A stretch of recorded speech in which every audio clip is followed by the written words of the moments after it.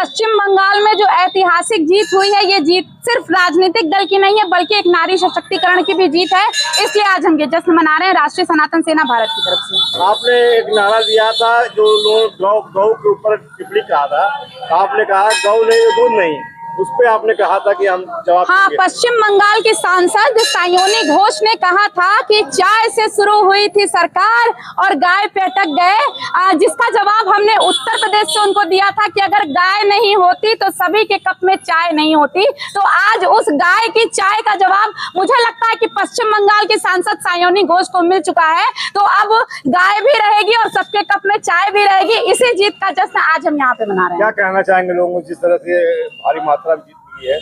क्या ये देखिए, ये जो जीत है वो सच्चाई की जीत है, बुराई पे अच्छाई की जीत है, असत्य पे सत्य की जीत है। और इसी तरह से अगर लोग खुल के वोटिंग करेंगे तो वही जीत जो होगी, जो जनता चाहती है, जो कि आज पश्चिम बंगाल में हुई है। तो किस तरह से जश्न मना रही हैं? और आज हमने अपने सारे जो भी हमारे राष्ट्रीय सनातन सेना भारत के पदाधिकारी हैं उन सबको एक जगह एकत्रित किया और शिव श्याम मंदिर, जो कि हमारी आस्था का केंद्र है आजमगढ़ जिले का पुरानी कोतवाली मोहल्ले का, वहां पे हम लोगों ने ढोल नगाड़े बजाए और भारी मात्रा में मिठाइयों का वितरण किया। इस तरह से हम लोग अपनी खुशी को बयां कर रहे हैं कि हम लोग बहुत खुश हैं। किस तरह से अब उत्तर प्रदेश का भी नंबर है, किस तरह से उत्तर प्रदेश में? मुझे तो लगता है कि नंबर क्या है, उत्तर प्रदेश में भारतीय जनता पार्टी की जीत तो आज पश्चिम बंगाल की जीत तय कर चुकी है। तो नंबर नहीं है, ये जीत का जश्न हम लोग 7 से 8 महीने बाद फिर से दोबारा और दुगने हर्षोल्लास के साथ मनाएंगे और उत्तर प्रदेश में फिर से एक बार भारतीय जनता पार्टी की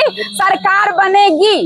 आजमगढ़ में जिस तरह से विपक्ष में रहता है, लोगों से क्या उम्मीद रखती है? देखिए, आजमगढ़ का तो बहुत बड़ा दुर्भाग्य है कि जिसकी सरकार केंद्र में, जिसकी सरकार राज्य में, आजमगढ़ में उसकी सरकार नहीं बन पाती है। लेकिन इस बार लोग जागृत हो और जो केंद्र में है, जो राज्य में है, वही जिले में भी होना चाहिए। तो हम चाहते हैं कि जिस तरह पश्चिम बंगाल में तख्ता पलट हुआ और हमें संपूर्ण विश्वास है 150% की आजमगढ़ में भी इस बार भारतीय जनता पार्टी के विधायक जरूर चुने जाएंगे। आपका जो संस्था है, क्या संस्था है? मैं RSSB से हूँ, राष्ट्रीय सनातन सेना भारत, और हमारा ये नारा है कि हिंदुत्व क्या है, हमें दिलों में हिंदुत्व को जगाना है।